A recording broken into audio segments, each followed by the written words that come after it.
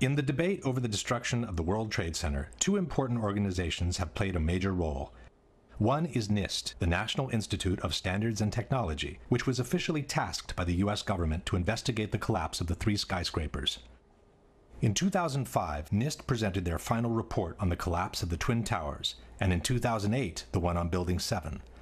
For the Twin Towers, NIST concluded that they were brought down by the consequences of the impacts and the ensuing fires, while Building 7, according to NIST, was brought down primarily by fire alone.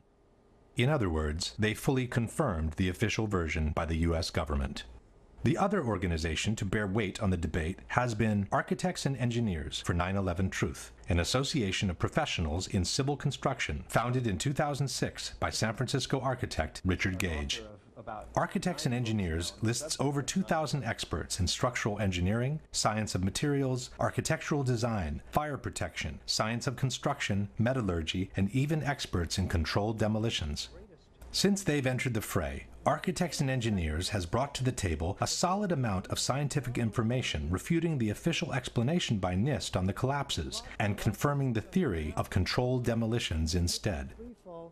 At the same time, Architects and Engineers has acted as an unrelenting watchdog for every action taken by NIST, pointing out every single error in their work, and even forcing them, in some cases, to make corrections to their reports. I think it's something that we need to clarify and correct in the final version of the report. Okay. The first issue that needs to be clarified is the actual strength and solidity of the Twin Towers, since both the 9/11 Commission and the debunkers have made extensive efforts to depict them as extremely light and fragile buildings. The outside of each tower was covered by a frame of 14-inch wide steel columns. The centers of the steel columns were 40 inches apart. These exterior walls bore the majority of the weight of the building. The interior core of the buildings was a hollow steel shaft in which elevators and stairwells were grouped. Le torri di New York invece erano sostenute da un'intelaiatura esterna, da sottili nervature d'acciaio, insomma erano come dei parallelepipedi vuoti. Il World Trade Center era una struttura leggerissima, era la massima espressione del grattacielo leggero, come lo chiamano i tecnici. C'è un solo altro edificio che io sappia, che è quella che si chiamava un tempo la Sears Tower a Chicago, che usa lo stesso tipo di struttura. Dopo il World Trade Center nessuno l'ha più usata. As we shall see, all these statements are false. Contrary to traditional skyscrapers, where all the support columns are equally spaced, in the Twin Towers, part of the supporting columns had been moved towards the exterior wall, creating a large column-free space available for rental. For this reason, the external structure had literally become a grid of steel columns made with prefabricated blocks that were mounted on site. These are the thin steel nerves mentioned by debunker Alberto Angela, 244 steel columns placed approximately 2 feet apart, which supported 40% of the weight of the towers. Far from being two empty parallelepipeds, the internal structure was comprised of 47 steel columns, so long and sturdy that a special factory in Japan had to be built in order to assemble them. It was the core structure to support the majority of the weight of the building, 60% of it, and not the external structure. The core structure seen on the left is what the 9/11 Commission has called a hollow steel shaft. This is the same core structure near the base of the tower. The core structure was an actual, extremely robust steel skyscraper built within another skyscraper. The core structure housed the stairs, the elevators, and all other services needed for the functioning of the tower. The inner walls of the core structure were made of simple layers of sheetrock. A long series of steel trusses connected the core structure to the external one and supported the floors. The floors were also prefabricated rectangular pieces covered by a thin layer of concrete. The internal and external structure connected through an umbrella-like structure called a hat truss, which kept together the towers and bound them from above. The idea that this kind of structure is fragile and therefore no longer used after 9/11 is disproven by the new Building 7 built by Larry Silverstein. A strong central structure supports the majority of the weight of the building. Long steel beams support the floors and connect the core structure to the external one, allowing for a large column-free space in between. A very similar concept to the one used in the Twin Towers. Most importantly, the debunkers forget to mention that the Twin Towers were built with a structural redundancy of 3 to 5 times the weight they were meant to support. This structure was capable of holding 3 to 5 times the weight. These buildings are built to handle several times the load above them. So those perimeter columns could handle 5 times the load above them, and the core columns could handle 3 times the load above them. In addressing the solidity of the Twin Towers, the Massachusetts Institute of Technology stated that its 244 perimeter columns made it one of the most redundant and one of the most resilient skyscrapers. On the same subject, the architectural firm of Roth & Sons wrote, "The building as designed is 16 times stiffer than a conventional structure. The Virendeel trusses would be so effective, according to the engineer's calculations, that all the columns on one side of a tower could be cut, as well as the 2 corners and several columns on the adjacent sides, and the tower would still be strong enough to withstand a 100-mile-per-hour wind." John Skilling, the structural engineer who designed the Twin Towers, stated, "Live loads on these perimeter columns can be increased more than 2,000% before failure occurs." In particular, the Twin Towers were designed to sustain the impact of a large airliner traveling at 600 miles per hour and still remain standing. Interviewed in 1993 by the Seattle Times, John Skilling stated, "We looked at every possible thing we could think of that could happen to the buildings, even to the extent of an airplane hitting the side. Our analysis indicated the biggest problem would be the fact that all the fuel from the airplane would dump into the building. There would be a horrendous fire, a lot of people would be killed, the building structure would still be there." And it was. After the impacts, both towers remained standing, showing no major effect on their stability. Furthermore, NIST has confirmed that the initial jet fuel fires themselves lasted at most a few minutes. This means that from that moment on, the only available source of fuel for the fires was common office furnishings. And, as we know, regular office fires are not hot enough to affect the stability of a steel structure. No steel frame high-rise building has ever collapsed due to fire. In over 20 years, I have not seen, until recently, a protected steel structure that has collapsed in a fire. These kinds of designs have performed extraordinarily well over history. In fact, until this occurrence, no building had fallen down because of fire. Furthermore, NIST estimated the combustible fuel loading was somewhat lower than found in prior surveys of office spaces. The number of interior walls, and thus the minimal amount of combustible interior finish, and limited bookshelf space account for much of the differences. There was no reason for the towers to collapse at that point. With a structure that had clearly withstood the impacts, and with less than average office content to feed the fires, both buildings should have remained standing, allowing for the evacuation and rescue of everyone who had survived the initial impacts and the fires. Instead, both buildings suddenly collapsed from top to bottom, one 56 minutes after the impact, the other as much as 1 hour and 42 minutes after the impact of the plane. Why? The debate on the collapse of the Twin Towers centers around 2 major questions. One is what caused the initial collapse of the top section of the building onto the lower part of each tower. The second is what caused the complete destruction of the remaining healthy structure below, once the top section had collapsed on it. As far as what initiated the collapse, at first we were told that the heat of the fires had softened and melted the structure of the building. In 2002, Nova depicted a scenario envisioned by many experts at the time, that the truss connections failed in the extreme heat, causing the floors to fall onto one another, precipitating the collapse.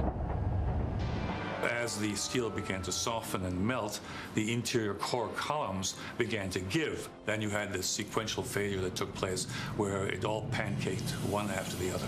In fact, it became known as the pancake theory. Donc ça a donné lieu à la théorie qu'on appelle la théorie du pancake. C'est-à-dire que, comme cette partie-là est tombée sur un plancher, ce plancher a cédé, puis en cascade, c'est tous les planchers qui ont cédé, qui sont tombés les uns sur les autres. C'est ça qu'on appelle la théorie du pancake. But the pancake theory had a major flaw. It forgot to explain why the core structure of the towers collapsed. Furthermore, experts pointed out that jet fuel produces barely half the heat needed to melt steel. It would not have been enough to disconnect the trusses from the external structure. It's not that it melts in a fire. In fact, the fires, normal fires, are not hot enough to melt steel. Even if you were, for example, to use an unusual fuel like kerosene, you cannot achieve temperatures hot enough to melt steel. At that point, the official explanation backtracked and settled for a more generic weakening of the steel due to the fires. You don't need to melt the steel columns, you just need to start weakening them. What we found is it doesn't take temperatures high enough to melt steel. It just has to heat up the steel so it expands and then softens and weakens the structure until it collapses. In the new explanation, the initial failure was no longer blamed on the rupture of the steel trusses, but on their sagging due to the heat. The trusses stayed connected to the columns, even as they sagged from the heat.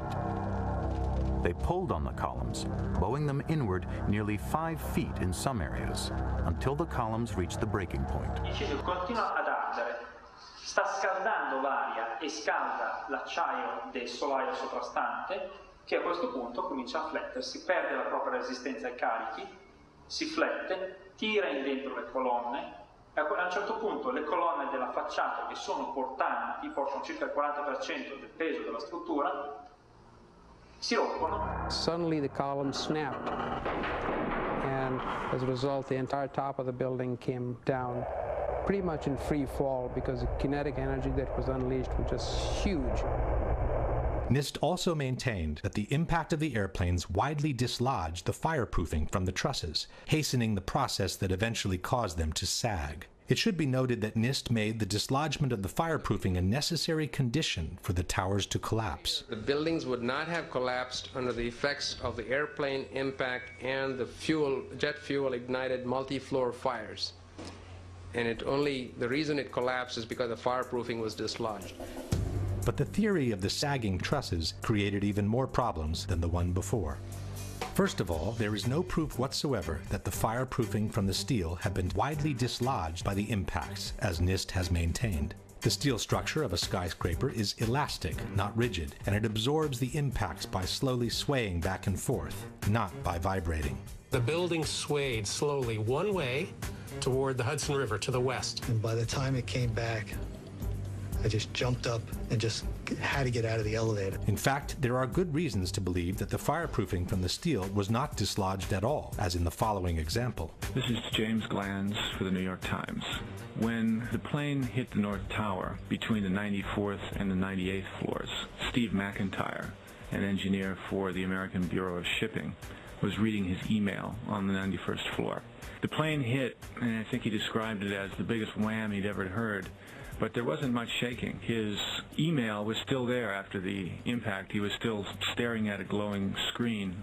He had a little knick-knack, a piece of slate in the shape of a sailboat, hadn't fallen off his desk. Pictures of his wife and kids just propped up on a bookcase were still upright. Nothing had fallen over. McIntyre was just below the point of impact. If his pictures didn't even fall, why should the spray-on fireproofing have been detached from the steel trusses? Secondly, there's no proof that the temperatures were high enough to seriously weaken the steel in any case, with or without fireproofing. The majority of the jet fuel was burnt up instantly in the big fireball, and it was gone. The fires that were left were office furnishings and carpet and things like that. A lot of things in these kind of buildings have to be fire resistant by nature. It's required by code. In their computer simulation, NIST claims to have observed temperatures beyond 1800 degrees during the fires. But NIST has used their own computational model, and they've never published the data from their simulation. When architects and engineers asked to verify the computer model used by NIST, their request was denied. The truth is that NIST itself admitted in their own report to have no proof for temperatures high enough to seriously weaken steel. From the NIST report we read, of the more than 170 areas examined on 16 perimeter column panels, only 3 columns had evidence that the steel reached temperatures above 250 degrees centigrade, or 480 degrees Fahrenheit. Only 2 core column specimens had sufficient paint remaining to make such an analysis, and the temperatures did not reach 250 degrees centigrade. No conclusive evidence was found to indicate that pre-collapse fires were severe enough to have a significant effect on the microstructure that would have resulted in weakening of the steel structure. In other words, NIST openly admits to have no proof to support their own theory. In conclusion, the known facts are: steel melts at about 2800 degrees Fahrenheit. Softening can begin at about 1100 degrees Fahrenheit. Except for 3 isolated spots, NIST admits to have found no proof of temperatures beyond 480 degrees Fahrenheit, which is less than half the temperatures needed to seriously weaken steel. On the other hand, there is multiple evidence that the temperatures needed to seriously weaken steel were not reached for a sustained time in the Twin Towers. The first one is that a group of 16 people managed to descend through the area devastated by the impact without obviously being burned alive. One of them is Brian Clark. And when we came to the 78th floor, the last layer was standing, but it was cracked, and there were flames licking up the other side of the wall like this. It wasn't a roaring inferno. I sensed that the flames were maybe starved for oxygen right there, you know, in the interior. We kept going, and we got onto the 74th floor. When we got down that far, normal conditions. The lights were on, fresh air coming up from below. Attivissimo has maintained that these people managed to survive because in that part of the building the stairwell runs on the side of the tower and not through the center. Quando sono passati di lì, sono passati attraverso una zona che era nell'angolo opposto rispetto agli incendi. Quindi è logico che non siano stati bruciati. Questa scala fa questo giro e scende. In truth, stairwell A traverses to the side of the tower on the 82nd floor, but Clark and his colleagues were on the 84th. This means they descended 2 floors in the center of the tower before crossing over. Furthermore, one of Clark's colleagues went back from the 81st to the 91st floor before descending all the way to the ground. Ron DiFrancesco, who went in the 81st floor with me, he went up to 91, caught up to the people, laying down on the floor, to thinking that there was fresher air at floor level. He made his way back to the stairs. And so I started to run downstairs, and so I ended up on the ground level, and I went to walk out. Had there been a temperature of 1100 degrees around the stairwell, nobody would have been able to go through it alive. Secondly, there is a series of thermographic images shot with an infrared camera showing temperatures much lower than those needed to soften steel. This is the North Tower, seen from below. It's 9:18, about a half an hour after the impact of the first plane, and the indicated temperatures do not reach the color yellow, which means they don't exceed 100 degrees centigrade or 212 degrees Fahrenheit. And this is the South Tower, some 15 minutes after the impact of the second plane. Here too, the indicated temperatures do not exceed 212 degrees Fahrenheit. But the major problem with the sagging trusses theory is that it doesn't make any sense from a mechanical point of view. Even assuming the temperatures were high enough to make them sag to such an extent, where did these relatively thin trusses find the strength to pull and then break apart a supporting structure much larger and stronger than they were? The phenomenon suggested by NIST is called thermal expansion. If one assumes that the trusses were forced to expand downwards by the vertical structures resisting the push, it means they were weaker than the structure, and they would have never found the strength to pull it inwards. If instead the trusses sagged on their own, so weakened by fire to become unable to support their own weight, where would they find the strength to pull and break apart the same structure that had easily supported them when they were strong and healthy? In either case, the idea that the trusses alone would have been able to pull and break apart the external structure makes no sense. As we shall see, the external structure did bow inwards before the towers collapsed. But a much greater force than their own must have been applied to those trusses for them to be able to pull and break apart the structure they were attached to. Question: can you provide any evidence that the fireproofing from the steel trusses was widely dislodged by the impact of the planes, which NIST has made a necessary condition for the collapses to be caused by fire? Can you provide any evidence that the temperatures in the Twin Towers were high enough and lasted long enough to seriously weaken the steel in the areas where the initial collapses occurred? Can you explain how a sagging truss weakened by heat could pull and eventually break apart the structure it is attached to with no external force being applied to it? If the explanation by NIST on what caused the initial collapse seems seriously flawed, their explanation on what caused the complete destruction of the towers does not exist.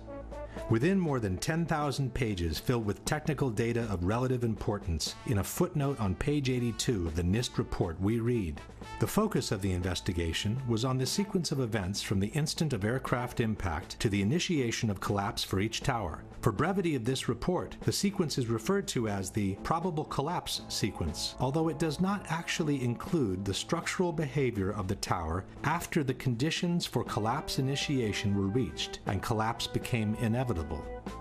With the simple word inevitable, NIST purports to have explained the total destruction of 80,000 tons of a perfectly healthy steel structure upon itself. The area below the damage zone where the planes flew in and where the fire was, that area below that, those 80 or 90 stories, 80,000 tons of structural steel was not damaged in any way. Yet you stood there and watched it destroy itself, wiping out floor by floor all 287 structural columns as if they didn't exist underneath the damage zone. When a well-known debunking website wrote to NIST asking for a clarification on the sequence of the collapses, it received a similar answer. NIST did not describe the specific sequence of events after global collapse initiated. This astonishing statement has been repeated by NIST over and over again under the most surprising of justifications. Once the collapse initiated, the video evidence is rather clear. It was not stopped by the floors below, so there was no calculation that we did to demonstrate that, what is clear from the videos. This is tantamount to saying, once the Pearl Harbor attack initiated, the video evidence shows that the U.S. fleet was quickly overwhelmed by the Japanese, so we didn't feel the need to find out why it happened.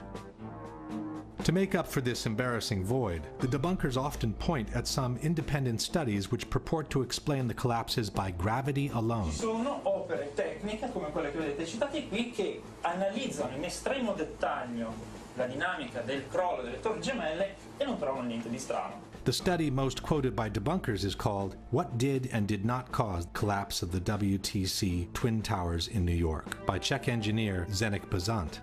But in his own study, Mr. Bazant admits to have worked on a one-dimensional model, while he states, the high tilt seen on the South Tower top would call for a three-dimensional model of progressive collapse.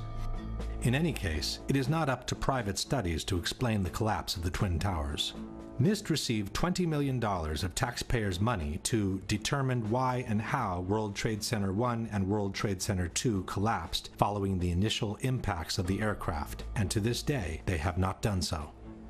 This is why Architects and Engineers has kept pressing NIST, asking them to publish their data in regards to the potential energy released during the downwards movement of the upper stories and the absorptive capacity of the intact structure below the collapsed zone. Structural engineers do this every day. This is not rocket science. You have the known weight of this building mass. You have what are known columns below it in order to resist it. You let it go in your models and you calculate what the resistance is. Why didn't they do it? Could it be because they knew darn well that it would not have collapsed at all? In fact, it could be suggested that NIST never explained the collapses by gravity alone because it would be impossible to do so without violating at least two of the most fundamental laws of physics. One is Newton's third law of motion, which states that for every action there is an equal and opposite reaction. This means that two opposing forces will neutralize each other. In a head-on collision, the two cars absorb each other's kinetic energy and transform it into physical deformation or damage. After that, the system comes to a rest, as there is no more energy to be dissipated. The top section, pushing on the bottom section, it's going to meet equal forces as it goes. Both sections are going to be demolished at the same rate. So by the time you've crushed up 15 stories below it, the top 15 stories are also going to be crushed. And so there's nothing left now to crush the rest of the building. Something of this kind is what we should have seen when the top section of the towers collapsed onto the lower one. The upper and lower sections should have mutually destroyed each other until all the energy is dissipated and the system comes to a rest. Alternatively, as shown in this experiment with two towers made of snow, the top section could have fallen off to the side after the initial collapse. What could not have happened is this. A little tiny chunk of the building can't possibly fall and crush the entire structure below it. This is such a simple, fundamental concept that architects and engineers were astonished in seeing it totally ignored by NIST. This is high school physics. And our whole society is being led to believe that these fundamental laws of physics, hard science, don't apply anymore. But even if we assume that the top section of the tower had enough potential energy to destroy the rest of the structure below, it could not have done so at the speed it did, which was near freefall speed. That would have violated an even more important principle in physics, known as the law of momentum conservation. This law states that the total energy within an isolated system must always remain the same. As we have seen, the energy can be transformed within the system, from motion to physical deformation. But for the deformation to begin, the velocity must decrease in order for one kind of energy to be transformed into the other. No new energy can be added to the system. One particular example of momentum conservation is freefall.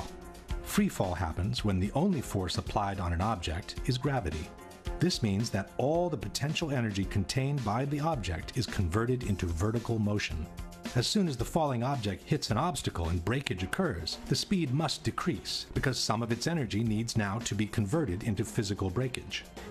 It takes energy to break things apart, and that energy must come from within the system. Thus, the falling rock cannot keep falling at free fall speed and break apart at the same time because it doesn't have enough energy to do both. Let's go now to the Twin Towers and ask a simple question. Assuming that the top section on the left contains enough potential energy to destroy the rest of the tower, and assuming we dropped both upper sections at the same time, which one would hit the ground first? It would be the second, of course. As it finds no obstacles in its path, the section on the right would quickly accelerate to free fall speed and maintain it all the way to the ground. The section on the left instead needs to use some of its energy to destroy the structure below, so it could never achieve free fall speed. In the case of the Twin Towers, however, both upper sections fell with an acceleration close to free fall speed, as if their path had been practically free from obstacles. It took each tower between 10 and 12 seconds to collapse to the ground, while an absolute freefall time would have been 9.2 seconds.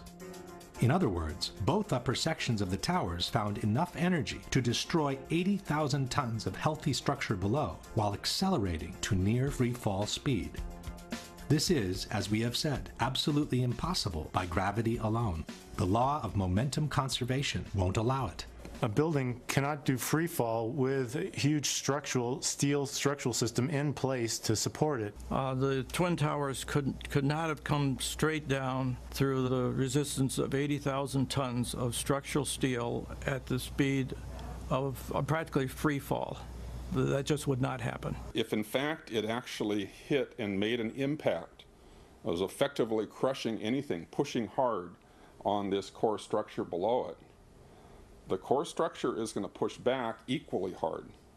And that's what's going to cause the top section of the building to slow down.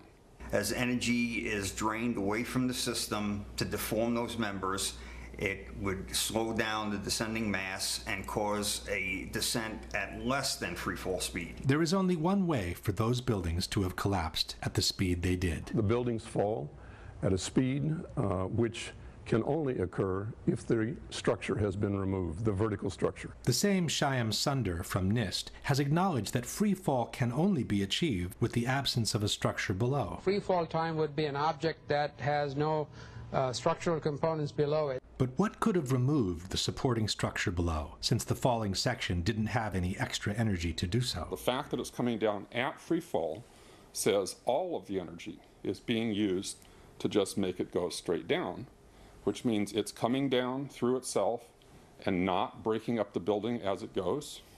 Something else has to be clearing the way.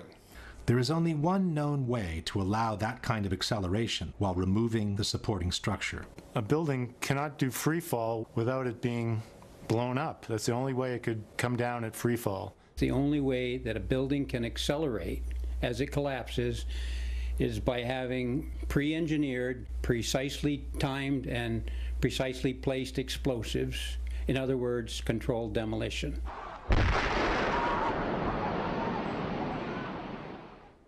Since a near freefall speed automatically means a controlled demolition, the debunkers have tried to deny that the Twin Towers fell in about 10 seconds each.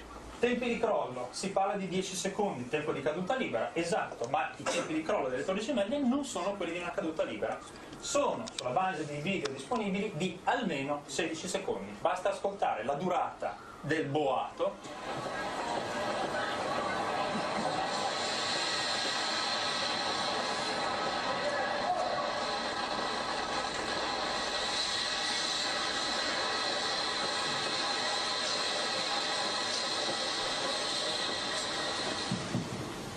quindi se avete contato con me sono un po' più di 10 secondi. We couldn't count with him, as it's very difficult to establish the exact duration of a collapse by listening to the sounds only.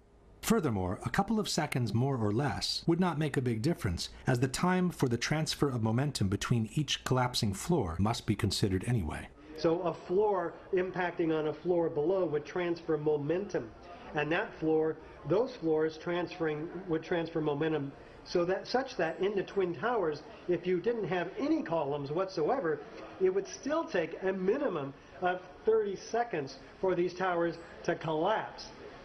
Just by transferring the momentum of the floors. In any case, the near freefall speed of about 10 seconds has been confirmed by different official sources.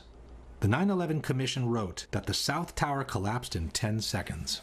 Mr. Sunder from NIST has confirmed similar timings. The measurements have indicated that Tower 1 collapsed in about 11 seconds and Tower 2 collapsed in about 9 seconds. Mr. Sunder has also acknowledged that the towers came down practically at free fall speed. As a result, the entire top of the building came down pretty much in free fall. The same admission is present in the official report. Since the stories below the level of collapse initiation provided little resistance, the building section above came down essentially in free fall. At this point, we can pose the following question.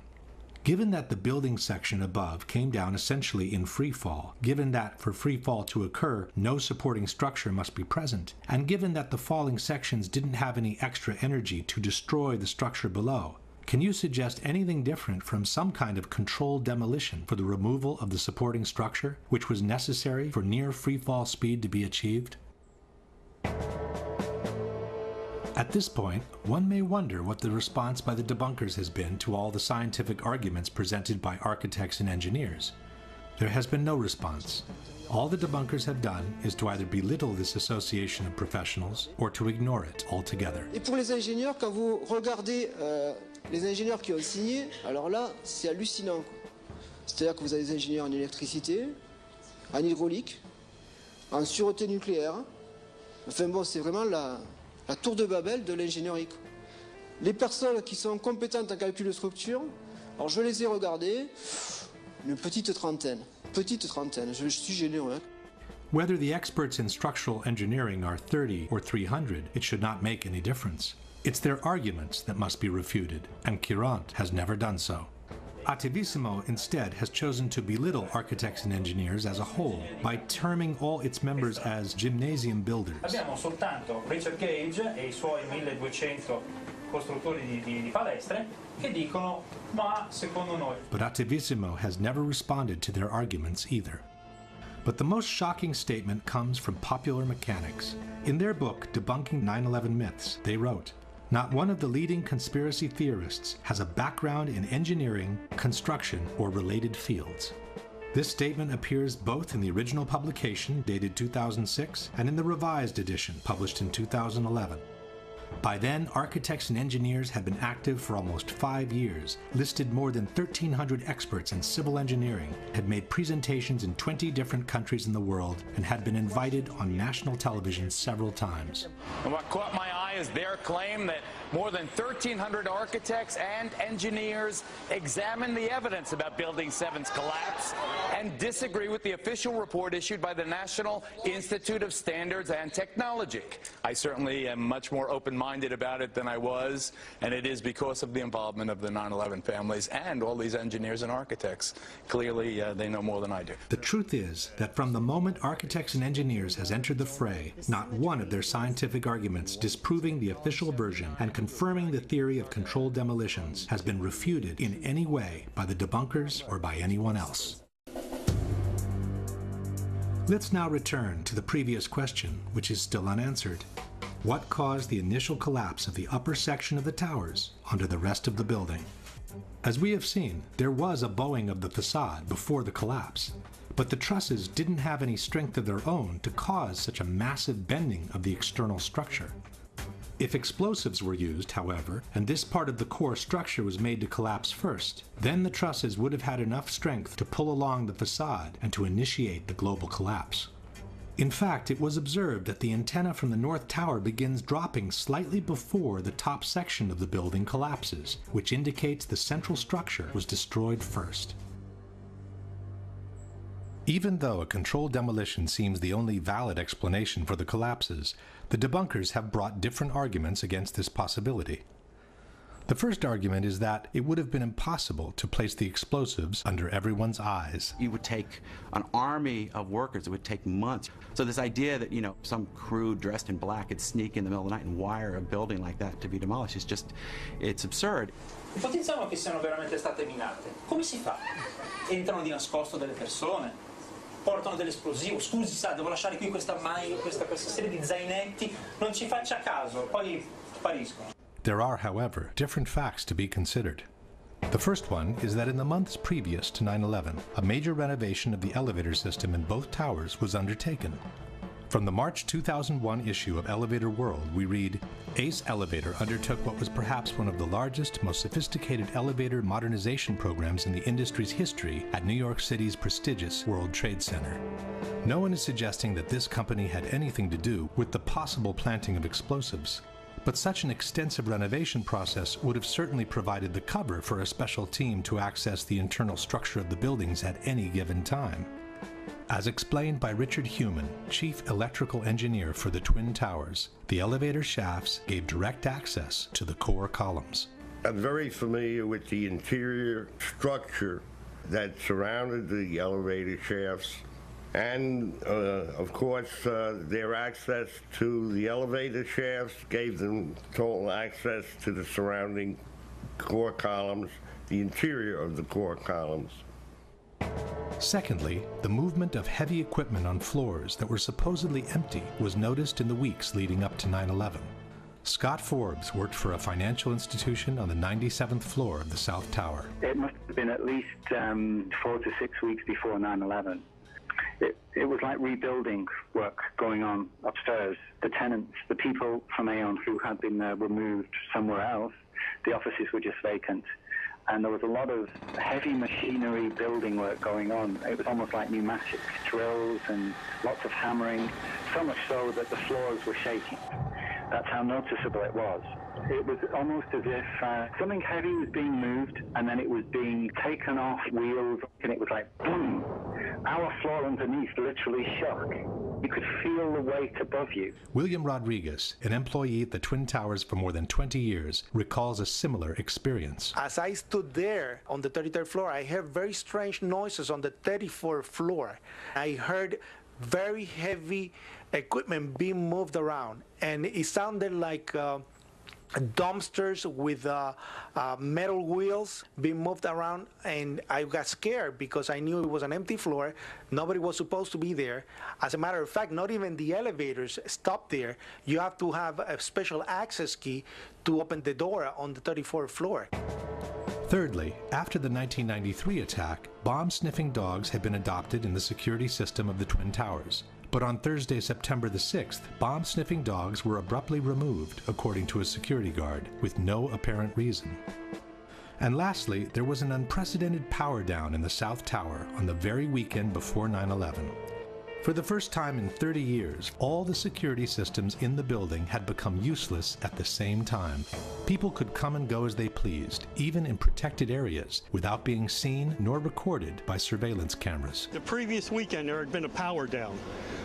Because of the power down, there was a complete breakdown of security that weekend. We had guided tours coming into secured areas by mistake and nobody picking it up because there's no intrusion alarms or anything else. Scott Forbes was also present during the power down. There was a power down in the South Tower on the weekend of the 8th and 9th of September. And it wouldn't have just have affected camera security, it would have affected all the secure systems on doors for either key locks or security badges and so on to undo them. They weren't working because they're all powered by electricity, so there was no power, there was no backup system, therefore they were all open. What again was the excuse that the Port Authority gave you, Scott, for this 36-hour period of the power being down in the South Tower? The explanation was that there was a recabling exercise to increase the bandwidth of networks that were available in the towers. But what I can recall is that there were plenty of toolboxes, there were plenty of spools of cable. There were men around wearing overalls. They appeared to be like engineers. At the time, it seemed perfectly legitimate what they were doing because this was the story we were given, that there was a recabling exercise. The debunkers are right. It would have been very difficult to bring in the explosives without being noticed. But with the proper cover story, it could have been done under everyone's eyes, in full daylight, without anybody even questioning what was going on. Another argument by the debunkers is that controlled demolitions, they say, always begin from the bottom, while the destruction of the Twin Towers clearly started from the top. Controlled demolitions always begin from the bottom of a building. You cut the bottom columns and then the building falls. If you look at the World Trade Centers, both of them began at the impact wounds where the planes hit. Il crollo da torre parte dall'alto, mentre nelle esplosioni controllate parte sempre dal basso. Si demoliscono le fondamenta, poi si va su e la torre, il palazzo che deve essere demolito, crolla subito. But this is not true.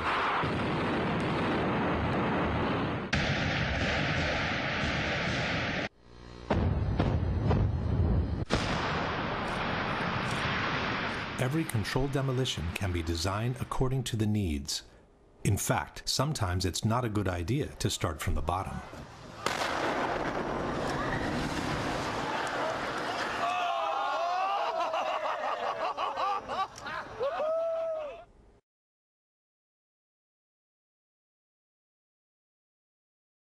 This brings us directly to the issue of explosions. In the same interview where he praised the solidity of the Twin Towers, John Skilling stated, "I'm not saying that properly applied explosives, shaped explosives of that magnitude could not do a tremendous amount of damage.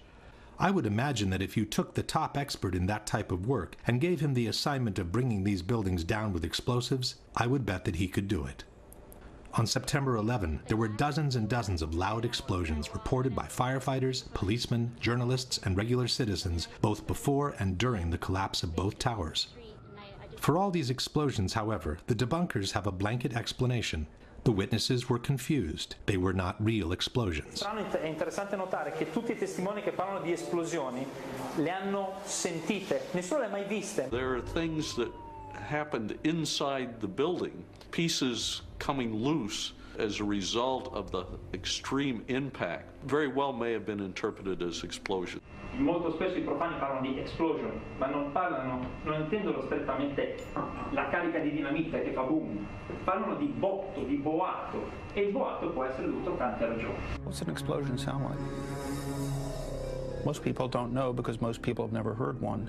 So any sharp, loud bang, that's probably an explosion. The fact is, most of the explosions were reported by firefighters and policemen, and no one knows how to recognize an explosion in a burning building better than they do. As we were getting our gear on and making our way to the stairway, there was a heavy-duty explosion.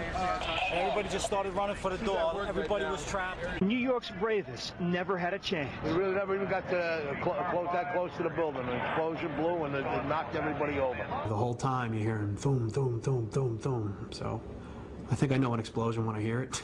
In August 2005, the New York Times published 12,000 pages of oral histories rendered in the voices of 503 firefighters and emergency personnel who were present at the Trade Center on September 11. Over 100 of them, 1/5 of the total, has reported explosions in the buildings prior or during the collapses. Regular citizens also seem quite capable of telling an explosion from a simple object falling to the ground. Something, either they blew the lobby up or something, because it blew the glass out of the doors and knocked us all down, and I got smoke and everything on me. I just feel a little shook up because I got blasted, so. Before proceeding, one thing should be known about controlled demolitions. Just like the Twin Towers, most modern buildings are built with a high redundancy factor in terms of structural strength. For this reason, a series of preliminary explosions is normally needed in controlled demolitions to weaken the structure before the actual collapse can be induced.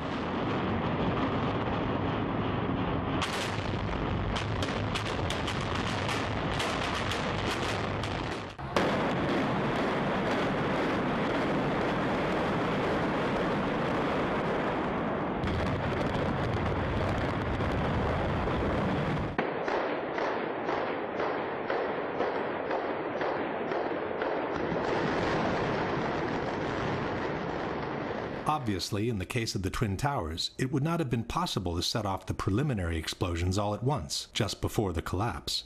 To make them less noticeable, it would have been wise to set them off at separate intervals, any time between the impacts of the planes and the collapse of the towers.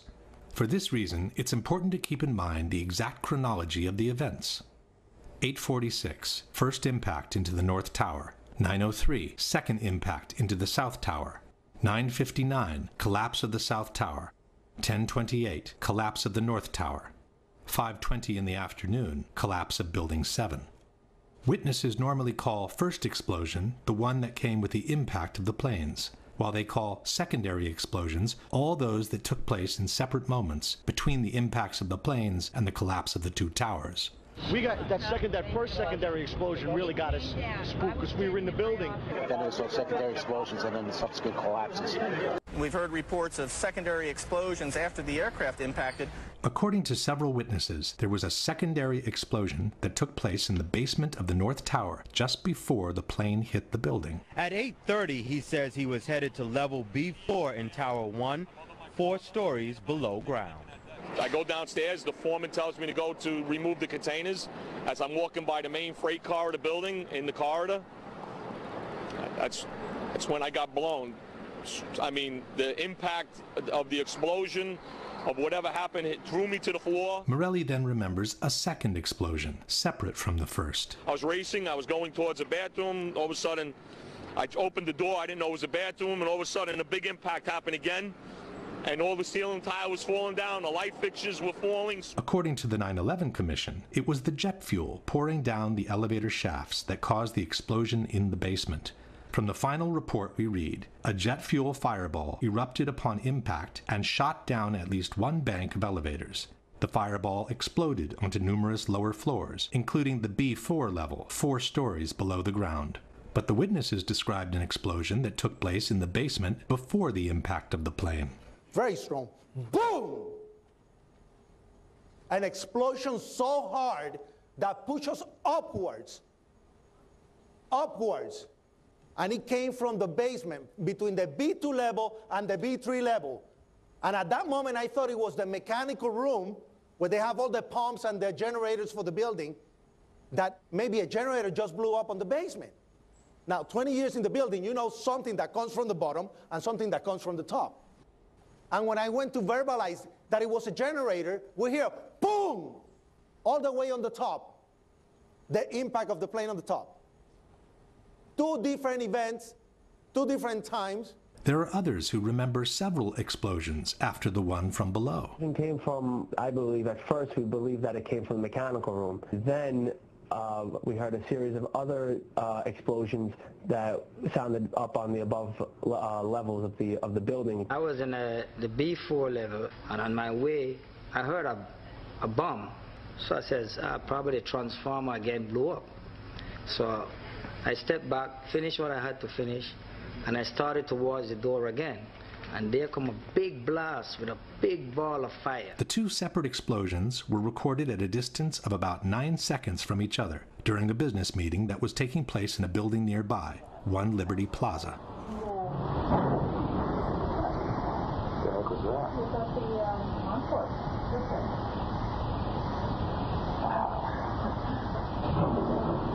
It sounded like something crashed. When faced with this precise question, the editors of Popular Mechanics chose not to answer it, and fell back on the generic explanation of the jet fuel in the elevator shafts. Ask what your guys' explanation is for Willie Rodriguez's testimony that he heard, experienced, and his coworkers were actually burned by an explosion in the basement of the North Tower prior to the plane hitting, and this has been verified by at least 20 different eyewitnesses. Jim Meggs of Popular Mechanics. When the planes struck the buildings, they penetrated the internal core. Jet fuel poured down stairwells and elevator shafts, setting off secondary explosions. Not to mention the horrific impact of these fully loaded planes hitting the structure and causing an enormous swaying. It's interesting to note too that you still didn't address the fact that it was before Empire State Building crash back in 1945. But the explanation of the jet fuel in the elevator shafts has several problems of its own. First of all, there were no regular elevators connecting the basement to the top levels of the towers. Each tower consisted of 3 separate buildings, built on top of one another, each with their own elevator system. There were only 2 elevators connecting the lobby to the 44th and 78th floor.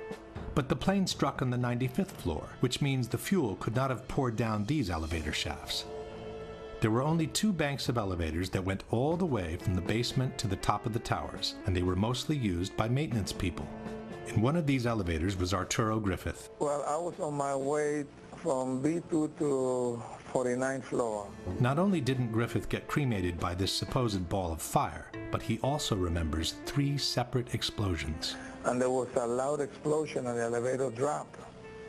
When the elevator finally stopped, they had an explosion that bring the doors inside the elevator. And then they had another explosion on the panel that threw me, against the wall. Most importantly, the theory of the jet fuel in the elevator shafts fails to take into consideration the volumes involved. Each tower had an approximate volume of 2,160,000 cubic yards. The planes that hit the towers carried an estimated 10,000 gallons of fuel each at the time of impact. 10,000 gallons is the equivalent of 50 cubic yards. This in-scale graphic shows what 50 cubic yards look like next to the volume of the tower. Assuming that about half of the fuel was consumed in the initial explosion, we would be left with some 25 cubic yards of fuel available. But most of this fuel is needed to ignite the fires at different floors, as explained by Mr. Meggs himself. Jets crashed into buildings. They crashed at an angle, which meant that their wings, which is where they store most of their fuel, cut through multiple floors. So they splashed fuel and debris across multiple floors of the building, igniting fires. So even assuming that, for some strange reason, 5 of those cubic yards were all to end up in the only elevator shaft that goes all the way to the bottom of the tower, there wouldn't be enough to reach the basement in significant quantities. Your typical 10-foot by 30-inch backyard pool contains roughly 1,000 gallons of water, which is the equivalent of 5 cubic yards. Imagine dumping the water from this pool into this kind of elevator shaft with a drop of more than 1,000 feet below, and you'll get the idea of how much fuel can actually reach the bottom. In any case, the fuel in the elevator shafts theory could never account for the powerful explosion that literally devastated the lobby of the North Tower 1 hour after the first impact and before the collapse of the South Tower. It was a secondary explosion, probably a device either planted before or on the aircraft that did not explode until an hour later. Then somebody said that they saw an airliner go into one of those towers. Then, an hour later than that, we had that big explosion from much lower. I don't know what on earth caused that. In fact, these firemen reported 3 large explosions in Tower 1, which took place after the plane's impact. They also confirmed it was the 3rd explosion to devastate the lobby of the tower. It was an explosion. We was in the lobby and the 3rd explosion, the whole lobby collapsed on us. What you told me is that there was a plane, whatever hit the building, then a secondary explosion. It was like 3 explosions after that. We came in after the fire. We came when the fire was going on already. We was in the staging area inside the building, waiting to go upstairs. Then it exploded. The whole lobby collapsed on the lobby inside. It took these witnesses about 1 hour to walk down from the 82nd floor to the lobby of the North Tower after the impact of the plane. We got to the 4th floor from 82nd floor. We stuck on the stairs for a while. We finally got down to the lobby. Then we get to the lobby, it was this big explosion. I don't know if everything went just like what you just seen, that's what we went through before we came out of the building. Then when we get out the building, then another smoke cloud came. A similar story here, the long descent from Tower 1 and the big explosion in the lobby. It was like holy hell coming down them stairs. And then when we finally got to the bottom, we were coming out on the mezzanine level there, and another explosion came right from it, just everyone flying. Yet another similar story. Big boom, come down the steps, everything fine till we got to the basement, and then everything just fell in. I got trapped on there with another guy, crawled out, kept getting hit in the head, bounced all around, finally we clawed our way out over the rubble. The situation in the lobby was such that there was no doubt on what had happened. The ladies that are with me were in the World Trade Center in the first building and escaped through the lobby where they report they believe there was a bomb in the lobby. We ran down the steps to the lobby. There was no lobby. Everything was torn up. We came outside in the lobby. There was no lobby. The lobby was totally gone. Did you see other people? There was a woman there with her face blown off. Big glass lobby, and all the glass was broken. Wires hanging from the ceiling, the signs that would hang above telling you where to go were all hanging. It was unbelievably scary to look at. Firefighter John Schroeder was climbing the stairs of Tower 1 when he heard the huge explosion from below. We were heading up to the 24th floor of the stairwell, and all of a sudden our building got rocked. We got bounced around in the stairwell like pinballs, man. And we just said, you know what? Time to go. We came down, it looked like a bomb went off in the lobby. Everything was exploded, everything was gone. We're like, what is going on here? For every window in the lobby to be exploded. I mean, them windows were like as thick as forget it. They were 2-3 inch glasses, you know, come on. They exploded out of the lobby. You know, it wasn't from the jet fuel. No way. Then we have the accounts from those who heard explosions moments before the South Tower collapsed. John McLaughlin was a police officer for the Port Authority. Going into Tower 1, we heard a loud explosion coming from the area of Building 2, and at that point, Building 2 was collapsing. We saw the top begin to blow out in a plume of smoke, and we heard the noise associated with an implosion. I was about 5 blocks away when I heard explosions, 3 thuds, and turned around to see the building we just got out of, antenna tip over and fall in on itself. And then all of a sudden, 3 tremendous explosions, and everything started coming down. Then there was a tight sequence of detonations during the collapse of the South Tower, which many described as firecrackers. You heard a big explosion before the building fell? I saw it as it was happening, and it sounded as if you had 100 of those little black cat firecrackers and you lit them all off at once. That's what it sounded like. It sounded like the finale of the 4th of July. As the first tower came down, there were a series of explosions. It was like boom, boom. You could hear the echoes of the explosions echoing off the different buildings. The detonations started, and they went boom, boom, boom. They were a little less than a second apart. Below the fire, I saw from the corner, boom, boom, boom, boom, boom, boom, boom, boom, boom. Just like 20 straight hits. Just detonated. They were planned to take down a building. Boom, boom, boom, boom, boom, boom, boom. All the way down. So it was like boom, boom, boom, boom, boom, boom, boom, boom. From far away, boom, boom. And you heard the boom, boom, boom, boom, boom, boom. The same kind of detonations were heard during the collapse of the North Tower. Second tower, number 1, the second tower collapsed. It was the exact same series of detonations. And then it started to sound like firecrackers.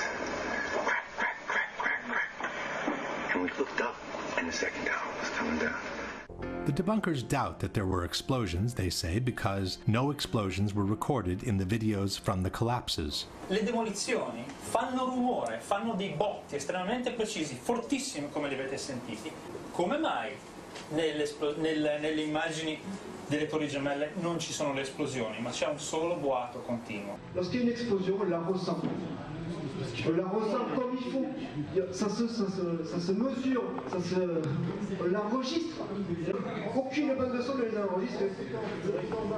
Aucune. First of all, the debunkers forget that most of the television shots were taken from a distance with long telephoto lenses, and they don't carry the actual sound from the towers. While in the videos shot by amateurs, the soundtrack is usually covered by the screams of those standing around the camera.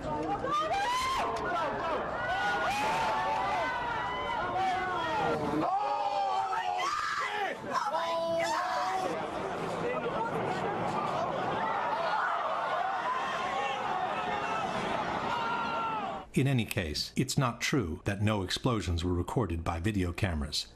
In this shot, for example, a series of loud concussions can be heard just before the collapse begins. On the left, covered by smoke, is the South Tower moments before the collapse.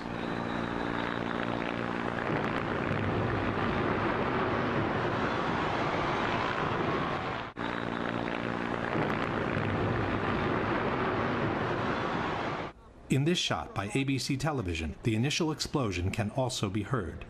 Listen carefully after the words FBI agents. This is as close as we can get to the base of the World Trade Center. You can see the firemen assembled here, the police officers, FBI agents. Towers, a huge explosion now raining debris on all of us. The explosion can be heard even better by separating the stereo track of the microphone from the one of the camera. Here, the police officers, FBI agents. Here, the police officers, FBI agents. The same explosion can be heard in the same clip used in a PBS documentary. But a key question remained. Did their ultimate failure But a key question remained. Did their ultimate failure... And then there were several explosions recorded after both towers had collapsed, like this one from this BBC video. This one was recorded after both of the twin towers had collapsed and before Tower 7's collapse.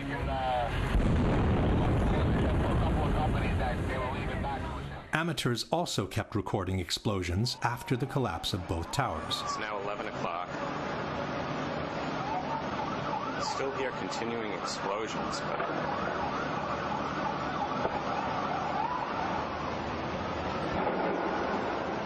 There's another explosion. This recording was made between 10 and 11 o'clock. The explosion came from the direction of Building 7. Right now. You gotta get back from here. You know that. You gotta get back. All right. In fact, a big explosion in Building 7 was reported before either tower had collapsed. Sometime after 9 o'clock, Barry Jennings was descending the stairs of Building 7, trying to reach street level. Well, me and Mr. Hess, the corporation counsel, were on the 23rd floor. I told him we got to get out of here. We started walking down the stairs. We made it to the 8th floor. Big explosion. Blew us back into the 8th floor. Jennings was trapped in the building for several hours, together with his colleague, Michael Hess. Mr. Hess! 8th floor. 8th floor, 7 World Trade. I passed the word! After they were rescued by the fire department, Mr. Hess confirmed the big explosion on the 8th floor. So, Mr. Hess, you were trapped in, I believe, 7 World Trade Center. Go ahead, sir. Yes, I was. I was up in the emergency management center on the 23rd floor. Another gentleman and I walked down to the 8th floor where there was an explosion. In a later interview, Jennings has confirmed the explosion took place before either tower had collapsed. Both buildings were still standing. I was trapped in there for several hours. I was trapped in there when both buildings came down. While he was trapped, Jennings kept hearing more explosions. All this time, I'm hearing all types of explosions. In fact, explosions near Building 7 were recorded up to a few minutes before the building collapsed.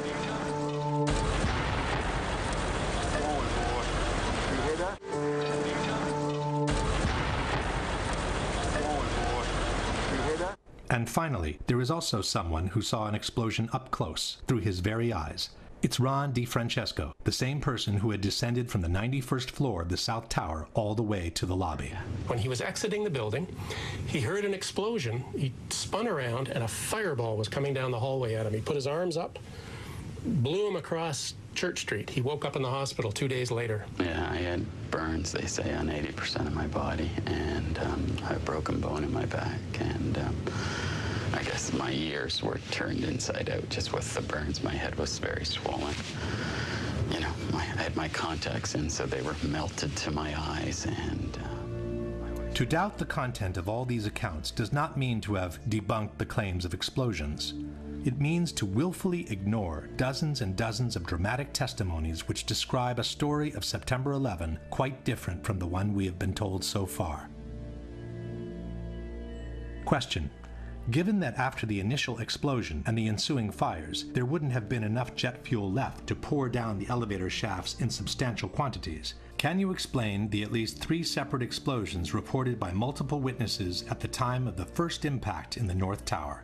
In particular, can you explain the huge explosion reported by multiple witnesses in the basement of the North Tower moments before the impact of the plane?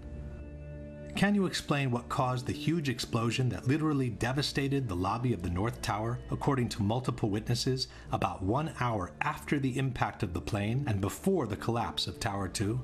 Can you explain what caused the big explosion reported by Mr. Jennings and Mr. Hess on the 8th floor of Building 7 before either tower had collapsed?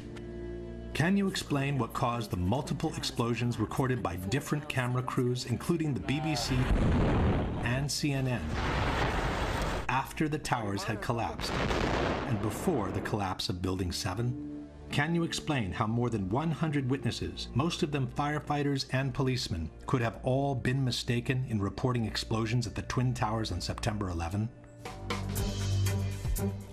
Another element suggesting controlled demolitions are the so-called squibs, the puffs of debris that were noticed on the sides of both towers as the collapses took place. Squibs occur in controlled demolitions when concrete is forcefully expelled from the building by the explosions occurring inside. The individual explosions that I noticed 20 and 30 and 40 stories below the collapsing structure, those are what we demolitions guys call squibs. And that's another characteristic that seems to be evident. But for the squibs in the Twin Towers, the debunkers have a different explanation. A building like that, it's like a giant accordion. It's full of air. When the top of that building comes down, all that air has to come out. And where it comes out the windows. It blows out the windows. Quanto agli sbuffi, se pensiamo a questi piani che si schiacciano uno sull'altro, l'aria che esce, che porta polvere, fumo e detriti fuori, li spiega abbastanza bene. The debunkers forget that several squibs were observed 20, 30, or 40 floors below the level of the collapse, in an area where the floors above were still perfectly intact.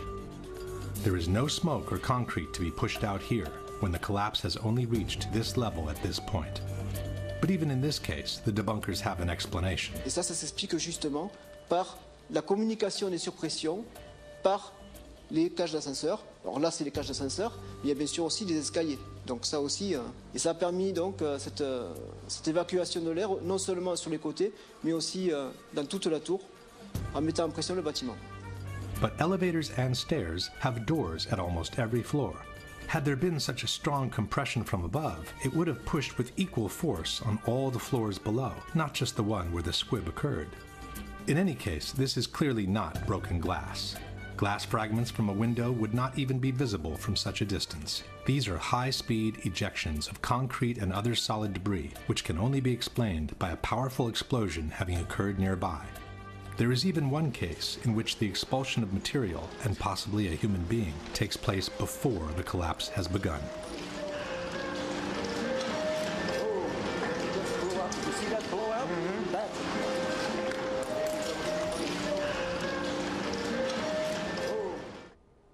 Question.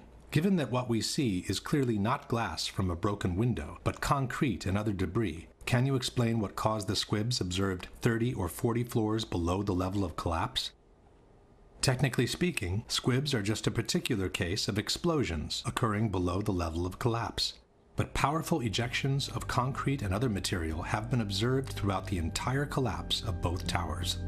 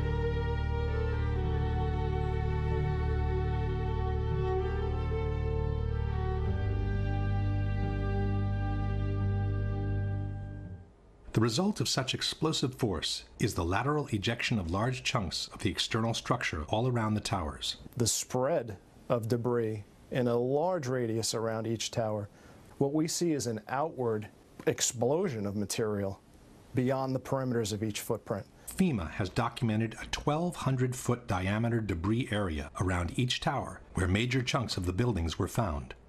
This means that parts of the structure were ejected laterally at a distance twice as large as the width of the tower itself. Large multi-ton beams were hurled hundreds of yards laterally.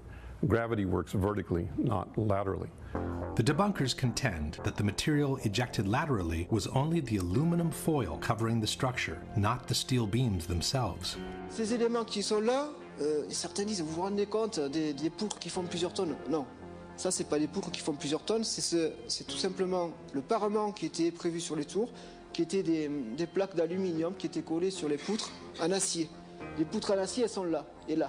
Ça, c'est juste des choses très légères qui ont volé, comme tout à l'heure, ma touillette à café. Voilà. Voilà. Kiran is mistaken. The chunks of material being hurled hundreds of feet away are not just aluminum covering. They are the same prefabricated blocks of steel structure used to build the two towers.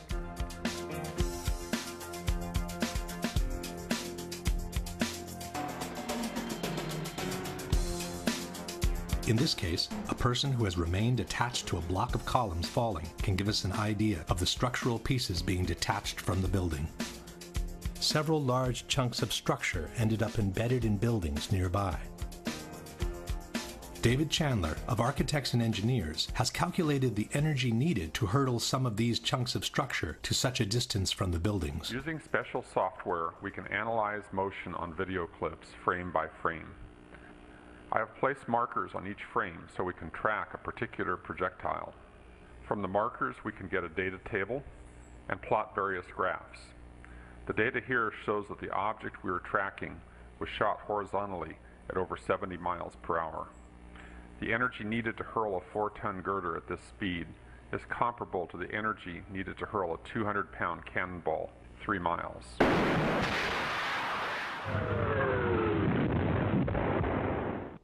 Question. Given that the falling upper sections of the towers had no additional energy to destroy the healthy structure below, where did the energy to hurtle these large chunks of structure at such a distance from the towers come from?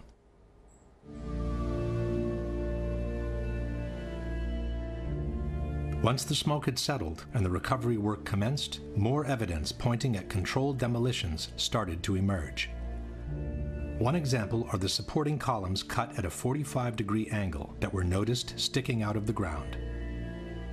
This kind of cut is typical of controlled demolitions and is obtained by placing linear charges on the columns at a 45-degree angle. Now this is a linear shaped charge and it's wired in with the dynamite. When it cuts, it'll cut this column right on this angle, and then this piece will be deflected and displaced in that direction.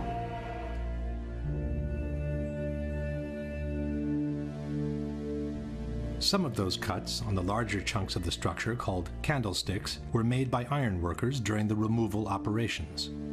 But cut columns were noticed on the very evening of September 11, far before the removal operations had started. You know, this is the first day in a pile. You know, actually, it was on the 11th. It was 8 o'clock at night, and we had a hunt for iron workers. But meanwhile, there was tons and tons of beams that were cut, with no acetylene to be had, nor iron workers to do the work. It's just physically not possible to cut that much steel in that amount of time, especially with no one to operate the equipment. It just didn't add up. When asked about the presence of columns cut at a 45-degree angle, Danilo Coppe, Italy's foremost expert in controlled demolitions, stated, "I'll confess, this is extremely curious from a technical point of view, as this is a very similar result to the one obtained with cutting charges." Another kind of cut commonly used in controlled demolitions is the so-called V-cut. This little V here, it gives it a place to slide off. That's all it does. And by putting them on at this diagonal, we're trying to fill this structure in this direction. A large V-cut is visible on this chunk of structure from Building 7. The same chunk exhibits also a 45-degree angle diagonal cut on the crossbeam, with a lighter V-cut at the end of the other beam. Can you suggest a good reason why iron workers would need to perform V-cuts and a 45-degree cut on this piece of structure just to remove it from the rubble? Another element suggesting the use of explosives is the complete disappearance of the hat trusses, the large steel structures that connected and bound the towers from above. The hat trusses covered an area of 1 acre in size and sat on the very top of each building. There was nothing above that could have crushed them except for the antenna on the north tower, which in fact was supported by the hat truss. If a simple gravitational collapse had occurred, one would expect to find the hat trusses sitting on top of the rubble, partially deformed maybe, but still recognizable. Instead, both steel structures, each 1 acre in size, seemed to have vanished into thin air. From the hundreds of pictures taken at Ground Zero, including the aerial shots, no recognizable section of the hat trusses seems to be visible. Curiously, the antenna from the north tower was found, deformed but still recognizable. But the hat trusses which bound the towers together and supported the antenna seemed to have vanished completely. Possibly the most important unexplained phenomenon at Ground Zero are the extremely high temperatures registered under the rubble for many weeks after the collapses. On September 16, NASA shot these thermographic images of Ground Zero, indicating unusually high temperatures at the base of the 3 collapsed buildings. Despite the heavy rains of September 14th, the hotspots registered peak temperatures of more than 1,300 degrees under the rubble. 10 days later, the fires kept burning. What's to explain, Governor, the smoke that still comes out? There's still fire down below. There is such an incredibly deep pile of rubble, and the tower goes down 5-6 stories underground. But we had ABC crews come back just in the last few minutes and telling us there are still flames coming out of the base of the trade towers. For the rescue workers, this became an additional burden on their already gruesome task. Out still on the rubble, it's still, I believe, 1,100 degrees. The guy's boots just melt within a few hours. On October 8th, the hotspots under the 3 collapsed buildings remained clearly visible. 6 weeks later, as the excavations progressed, the situation seemed only to get worse. Unbelievable. And this is 6 weeks later, almost 6 weeks later. And as we get closer to the center of this, it gets hotter and hotter. It's probably 1,500 degrees. We've had some small windows into what we thought was a core at some point, and it looked like an oven. You know, it was just roaring inside. And it was just a bright reddish-orange color. The consequences of such extreme temperatures were quite visible on the steel that was being extracted from the rubble. The grapplers were pulling stuff out, big sections of iron that were literally on fire on the other end. They would hit the air and burst into flames, which was pretty spooky to see. You would create an air pocket by moving steel, fueling the fires underground. But, you know, these underground fires were just like the fires of hell. If you could make a video of what you perceive hell to look like, from fire shooting up at times, that's what would happen. You would be in the middle of what would look like steel, and then fire just would pop up. Firemen were coming out and ironworkers with their boots literally melted, and then the hose would come over and they would try to put that part out. I got there. Charlie Vichers was a supervisor of removal operations at Ground Zero. From PBS's America Rebuilds page, we read, Vichers' crew picked up 40 to 60 foot long pieces of steel impaled in the pile, where the bottom 20 feet would be glowing red hot. Vichers said, trucks loaded with steel would pass by and you could feel the back of your neck burning standing 20 feet away. In an article called A Dangerous Work Site, the U.S. Department of Labor wrote, underground fires burned at temperatures of 2,000 degrees Fahrenheit. This was confirmed by Mayor Giuliani. There were fires of 2,000 degrees Fahrenheit below the ground. The Journal of the American Society of Safety Engineers wrote, thermal measurements taken by helicopter each day showed underground temperatures ranging from 400 to more than 2,800 degrees Fahrenheit. 8 weeks later, and the fires still had not subsided. You see how this debris is still smoking? That's when the fire is going to still burn it. 8 weeks later, we still got fires burning. So, I mean, these things are burning. At one point, I think they were about 2,800 degrees. 11 weeks later, and the fires kept burning. As recently as the end of November, it was still 1,100 degrees down underneath the rubble. As November turned into December, ice was noticed in the mornings above the ground, but the debris underneath was still smoldering. The weird thing was it was very cold when we were up there. I believe it was in the middle of the winter, but the ground wasn't frozen. The ground kind of like bubbled underneath your feet, which was kind of strange to me. It took until December 19, more than 3 months after the collapses, for the last underground fire to be extinguished. The debunkers have suggested different possibilities for this unexplained phenomenon. Ad esempio, può essere il fatto che all'interno sotto c'erano i piani interrati, all'interno c'è un parcheggio con le automobili. I piani interrati sono i generatori del Torre Gemelle. Quindi ci sono molti materiali combustibili. Neither of these, however, seems to be a valid answer. In regards to the gasoline, the American Society of Safety Engineers wrote, 3 underground floors had been used as a parking garage with a total capacity of 2,000 cars. The cars were eventually located and removed. Some had exploded and were completely burned out, while others were in pristine drivable condition. The gasoline in a car either explodes or it remains inside the tank. It does not leak out and go looking for fires to be fueled. In regards to the generator tank, the Society of Safety Engineers wrote, 72,000 gallons of diesel fuel were stored in a tank on basement level 7. The tank was eventually located and inspected. Although slightly damaged, no leaks were found. The fuel was removed. Another proof of extremely high temperatures reached during the collapses are the twisted and mangled steel beams found at Ground Zero. Architects, engineers, people who work with steel, welders have just never seen the level of destruction and the level of deformation of this material in our lives. You saw steel, some of the thickest steel I've ever seen, bent like a pretzel. This 8-ton steel I-beam is 6 inches thick. It was selected to be preserved for future generations for the near-perfect horseshoe-like bend formed during the collapse. I found it hard to believe that it actually bent because of the size of it and how there's no cracks in the iron. It bent without almost a single crack in it. It takes thousands of degrees to bend steel like this. In fact, the temperature of 2,800 degrees mentioned before is not casual at all, as that's exactly the temperature at which steel melts. And molten steel was repeatedly found under the rubble at Ground Zero. Get down below and you'd see molten steel. Molten steel running down the channel rails. Like you're in a foundry. Yeah, like lava. Like lava from a volcano. The fires got very intense down there and actually melted beams where it was molten steel that was being dug out. Just like they did for the explosions, the debunkers simply doubt the testimonies on molten steel as a whole. NIST has also denied any knowledge of molten steel at Ground Zero. I'm curious about the pool of molten steel that was found in the bottom of the tower. I know of absolutely nobody, and no eyewitness who said so, nobody who's produced it. I was on the site, I was on the steel yards, so I don't know that that's so. It is true, Mr. Gross did visit the steel yards where the remnants of the towers had been collected.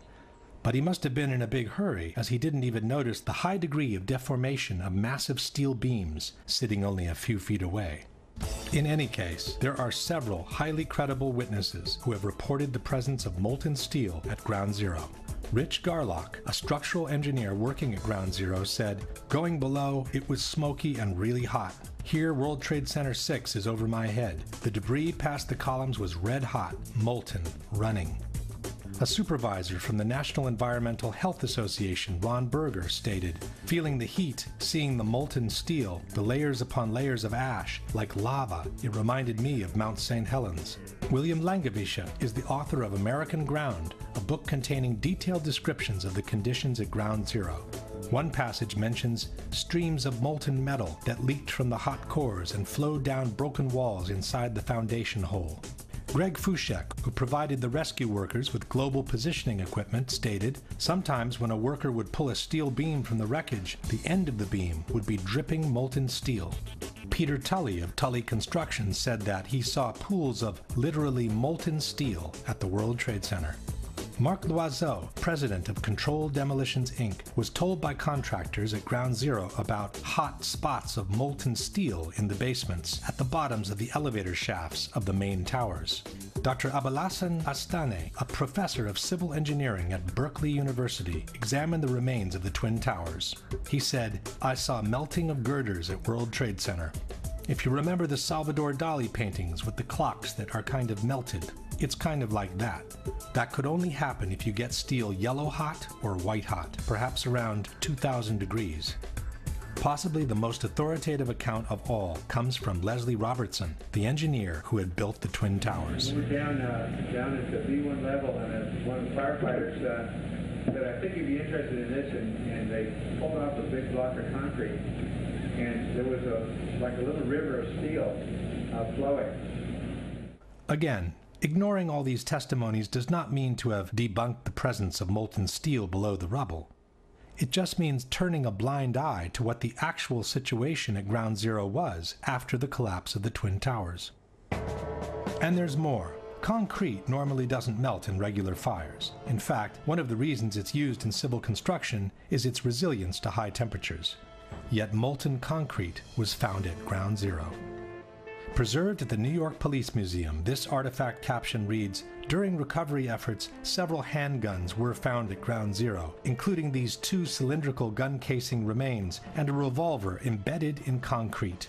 Fire temperatures were so intense that concrete melted like lava around anything in its path." Some debunkers have argued that this cannot be molten concrete, as the higher melting point of concrete would have also melted the steel from the gun. But the molten concrete could have already been cooling off by the time it encountered the guns, in which case it would not have melted them instantly. Here, for example, is flowing lava from a volcano, which is in the process of cooling off after having reached the melting point. As one can see, the lava surrounds the base of the trees without necessarily incinerating them at once. In a hangar near Kennedy Airport sits another artifact attesting to the extreme temperatures reached during the collapses. This formation is really 4 separate stories of the World Trade Center, compressed, compacted, incinerated, exposed to temperatures as hot as the inner Earth. I never knew this existed. Another of these artifacts, nicknamed the meteorite, contains both molten steel and molten concrete. One of the more unusual artifacts to emerge from the rubble is this rock-like object that has come to be known as the meteorite. It's this fused element of steel, molten steel and concrete and all of these things all fused by the heat into one single element. As we know, for concrete to melt, a temperature of several thousand degrees is needed, and the result will be much the same as the lava that comes out of volcanoes. And almost like a chunk of lava from Kilauea or Iceland, where they're very sharp but breakable shards on the end here. Question. Given that most of the jet fuel was burned after the impacts, given that only office fires were burning at the time of the collapses, and given that no major source of combustibles seems to have been available underground, can you offer a comprehensive explanation for the temperatures up to 2,800 degrees reported at Ground Zero, for the long-lasting fires underground, for the incandescent beams repeatedly extracted from the rubble, for the massive steel beams bent like a pretzel, for the molten steel and the molten concrete observed and found at Ground Zero as caused by the office fires and the gravitational collapses only? The last set of evidence against a gravitational collapse is the almost complete pulverization of all the contents of the Twin Towers, beginning with the concrete floors. Had a simple gravitational collapse occurred, one would expect to find 110 floors pretty much stacked up on each other, like it happens in regular collapses. In the case of the Twin Towers instead, practically all the concrete from the 110 floors of both buildings was literally pulverized. What happened to the concrete? The concrete was pulverized, and I was down here Tuesday, and it was like you were on a foreign planet. All of Lower Manhattan, not just this site, from river to river, there was dust, powder, 2-3 inches thick. The concrete was just pulverized. What do you think this is? I have no idea. What your guess is? Pulverized cement?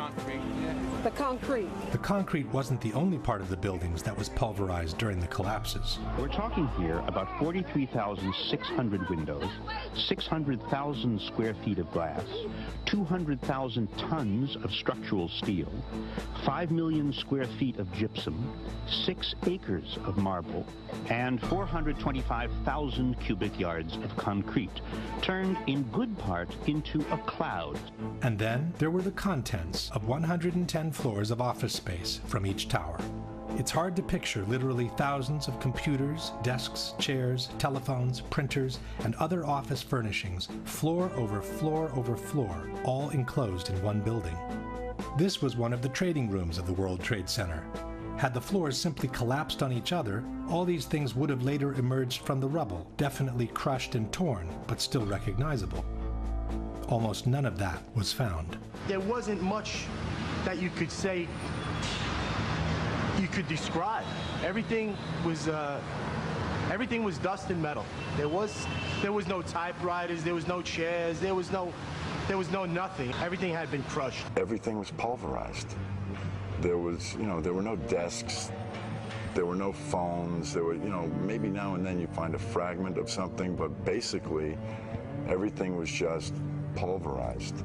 There wasn't a computer screen, a laptop, there's no office. I mean, it was, 210-story buildings of office equipment. You don't find a chair. You don't find a telephone, a computer. The biggest piece of a telephone I found was half of the keypad, and it was about this big. It was devastation. There wasn't one thing that resembled an office building, and this was the biggest office building in the world. I haven't seen a door, I haven't seen a phone, I haven't seen a computer, I haven't seen a doorknob. I think that stands out. Another thing that stands out is the complete absence of filing cabinets from the rubble. With 2 towers filled with offices from top to bottom, there should have been thousands of them, of every shape, size, and color. Only one was found, and it was definitely not in good condition. Perhaps the most astonishing object Shate found is something there should have been thousands of. This one probably only survived because it was in the basement. I'd pretty much given up trying to find some sort of intact file cabinet. But while I was at the compound for the Port Authority Police, this ball of metal about the size of a basketball was delivered to them. You can see what remains of the file folders. The concrete floors, the furniture, the computers, and the file cabinets weren't the only things missing after the collapses. The Twin Towers were also filled with people. Inexplicably, though, almost half of the victims' bodies seem to have disappeared into thin air. When a building collapses, the victims tend to remain trapped between the pancaking floors. They may be crushed and mangled, but in most cases they remain in one piece. In fact, on the morning of September 11, local hospitals prepared to receive hundreds of victims they expected to be extracted from the rubble. Practically no one arrived. According to the chief medical examiner, 2,749 victims died in the Twin Towers, but fewer than 300 whole bodies were recovered. Nearly 20,000 pieces of bodies were found in the ruins, more than 6,000 small enough to fit in 5-inch test tubes. 200 different pieces were matched to a single person. 1,630 victims were eventually identified, 800 of which by DNA alone. This means that for 800 victims, there were no body parts large enough to be recognizable. The remaining 1,119 victims were never identified. This means that for more than 40% of the victims, not even a fragment large enough to recover DNA was found. For Joyce and Russell Mercer, there is no trace of the son they lost on 9/11, firefighter Scott Kopitko. You can't go to a cemetery, can't put flowers down. Personally, I lost a cousin in the building and never found his remains. He was on the 100th floor of Tower 1, and they never found his anything or any remnants. Patricia Riley recovered her sister Lorraine's handbag, but nothing of her body. Lorraine has a tombstone at the cemetery, but she isn't there. 1,100 victims completely unaccounted for. In other words, no pieces large enough to gain any DNA from, vaporized. Can fire and a gravitational collapse account for this massive pulverization of people? This map by the New York Fire Department shows the locations around the towers where human remains were found. Yellow circles are body parts from civilians. Red triangles are from firefighters. The very distance at which some of the body parts were found remains inexplicable with a simple gravitational collapse. In fact, fragments of human remains continued to emerge from ground zero for many years after the attacks. Human remains were found at the World Trade Center site on Wednesday. Crews made the discovery at 11 Water Street.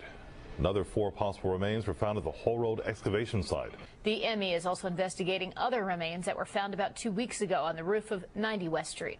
Construction workers found 9 pieces of bone and tissue on a 20th floor scaffolding on this building on West Street. Workers have found 65 potential human remains at the World Trade Center site over the last couple of days. The medical examiner's office says they were recovered from the Liberty Street section of the site. Then, in 2006, came the biggest surprise. Demolition workers found 74 new bone fragments on the roof of the Deutsche Bank building over the weekend.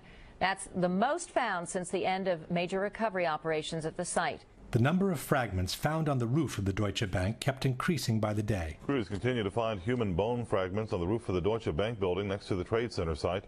The medical examiner's office says 142 fragments were found, bringing to 598 the total number of fragments found in the building. Eventually, more than 700 bone fragments were recovered from the Deutsche Bank building. USA Today wrote, "The bone fragments are tiny, some the size of a pinky nail." Some debunkers have suggested that the bone fragments could have reached the roof of the Deutsche Bank after the impact of American 11, as some debris exited the opposite side of the tower in a southerly direction. But the view of the Deutsche Bank was blocked by the South Tower at the time of impact, and there was no direct line between the exit hole in the North Tower and the roof of the Deutsche Bank. Furthermore, as seen in this map, the body parts found on the roof belong not only to civilians, but also to firefighters, who were clearly not present in the North Tower at the time of impact. Question: can you explain how a simple gravitational collapse, where the bodies remain trapped between pancaking floors, could have produced more than 20,000 body parts out of 2,700 victims, while more than 1,100 bodies left no fragments large enough to extract a DNA sample? Can you explain how a simple gravitational collapse could have produced the bone fragments and body parts from civilians and firefighters that were recovered from the roof of the Deutsche Bank building? At this point, we can summarize the evidence for a gravitational collapse and compare it with the one for controlled demolitions. The official explanation for the initial collapse, or sagging trusses theory, is fundamentally flawed for at least 3 reasons. There is no evidence that the fireproofing was widely dislodged from the steel trusses, no evidence for temperatures high enough to seriously weaken the steel, and no valid explanation on how the trusses could have pulled and broken the external structure on their own.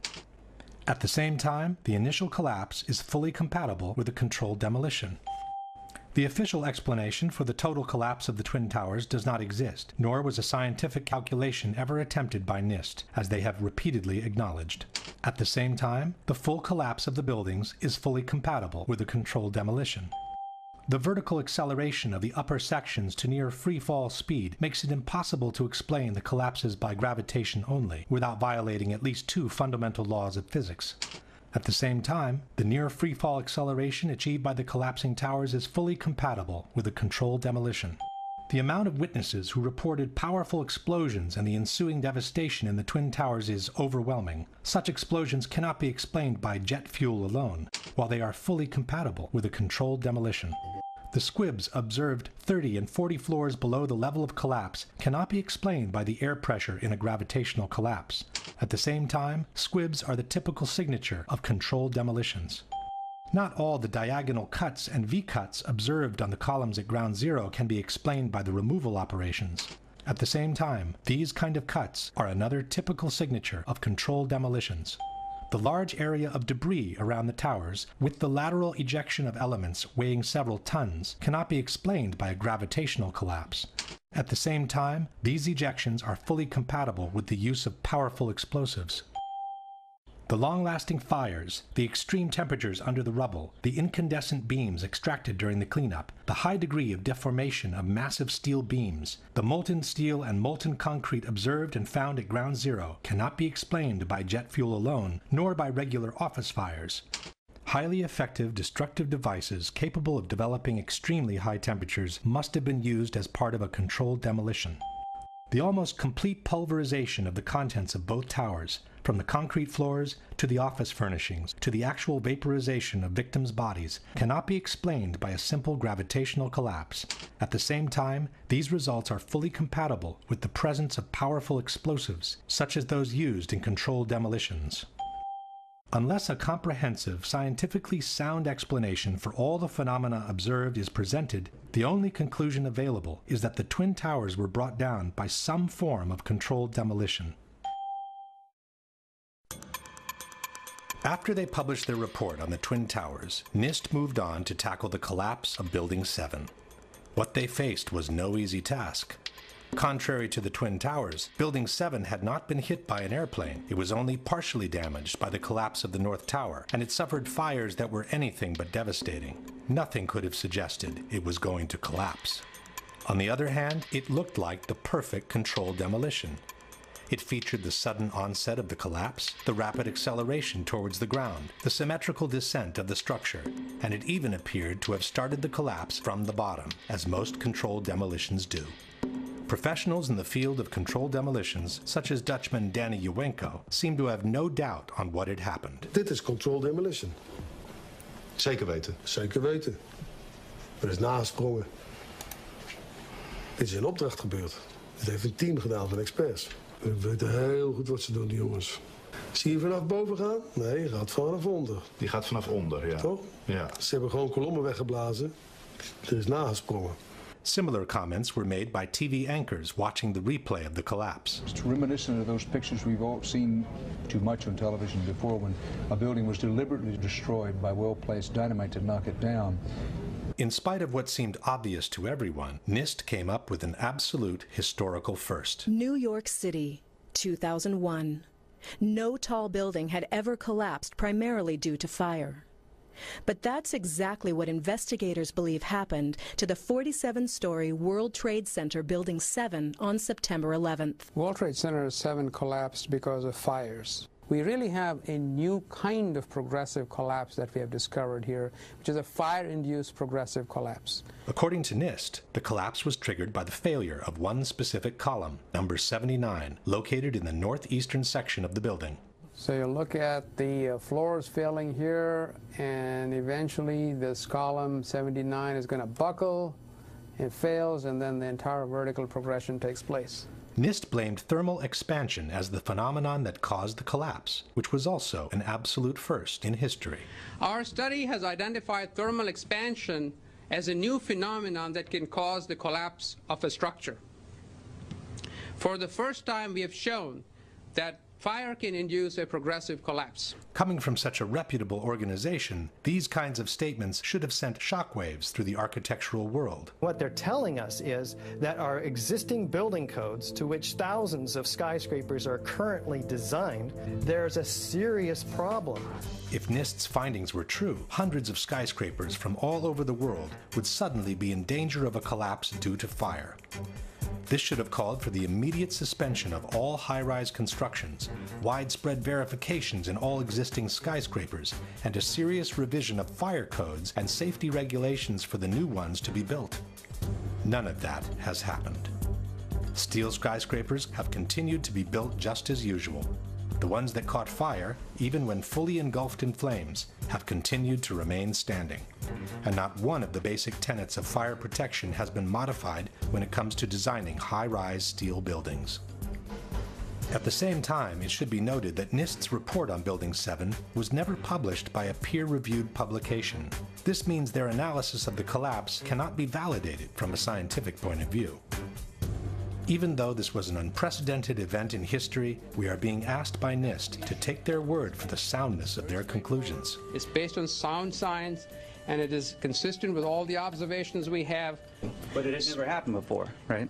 But the physics is consistent, it's sound, it's been analyzed, and we have the results. And we are very comfortable with our findings. They might have been comfortable, but the scientific community of architects and engineers was not. Science is never secret when it's done right. Science isn't science unless it's published, unless it's openly published and made available for criticism.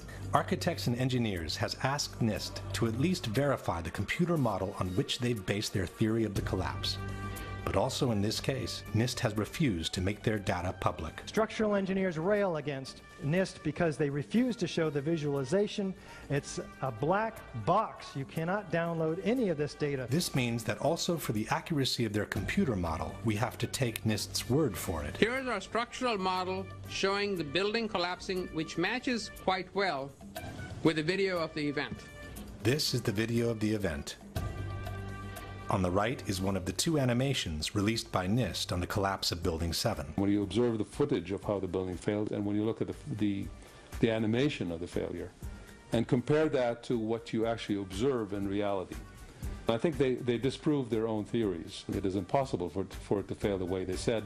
The second animation released by NIST is even more inconsistent with the real event. While the animation shows a pronounced inward bending of the top of the structure, the video footage shows the entire top section of the building maintaining its shape all the way through the visible part of the collapse. This can be verified by different angles. If this is what NIST calls matching quite well, one can imagine what the reliability of their entire report can be. A similar problem is presented by the computer model NIST has used to simulate the progression of the fires in the building. This computer model was developed by NIST, and no one has been allowed to verify it. Again, we are being asked by NIST to trust them on its validity. We used a well-validated computer program developed at NIST for studying the growth and spread of fires to calculate temperatures throughout the building. On the right in this slide, for example, you see a detailed fire simulation showing the temperature of fires as they grew and spread on floor 12. The graphic shows the temperatures in floor 12 rising after 1 p.m. and peaking around 4 p.m. on the northeastern side of the building. But the same picture NIST has published in their report, which was taken between 3:49 and 3:54 p.m., shows that the fires have already died off across the entire eastern section of the 12th floor. A similar picture, taken between 3:53 and 4:02 p.m., confirms that the fires on the eastern side of the 12th floor had already died off. NIST itself has stated in the same page that there is no indication of fires burning on the east side of the 12th floor at this time. In other words, the accuracy of NIST's computer model doesn't even need to be verified, as it's disproven by the very pictures and statements NIST has published in their own report. In order to justify the first and only collapse in the history of a steel skyscraper due to fire, the debunkers have maintained that Building 7 was weaker than the average steel structure because it had been built over an existing electrical substation. Alors, une des particularités de cette tour 7, c'est qu'elle a été bâtie sur un bâtiment existant qui est une sous-station électrique qui avait été construite dans les années 60, alors que la tour 7 a été bâtie dans les années 80. On verra que ça a été une des raisons de la ruine de ce bâtiment. The building was extremely unconventional. It had this giant Con Ed substation with enormous trusses carrying extraordinarily high loads, very vulnerable to fire and other kinds of damage. But NIST itself has refuted this possibility. From the final report we read, the transfer elements such as trusses, girders, and cantilever overhangs that were used to support the office building over the Con Edison substation did not play a significant role in the collapse of World Trade Center 7. In fact, it was the opposite. After it was completed, Larry Silverstein had the building reinforced beyond its requirements in order to accommodate the needs of its main tenant, Salomon Brothers. From this 1989 New York Times article we read, Salomon Brothers intends to spend nearly 2 years and more than $200 million cutting out floors, adding elevators, reinforcing steel girders, upgrading power supplies, and making other improvements in its million square feet of space. We built in enough redundancy to allow entire portions of floors to be removed without affecting the building's structural integrity, said Larry Silverstein, president of the company. More than 375 tons of steel, requiring 12 miles of welding, will be installed to reinforce floors for Salomon's extra equipment. If there was one skyscraper in the world that should have never collapsed due to fire, it was Building 7.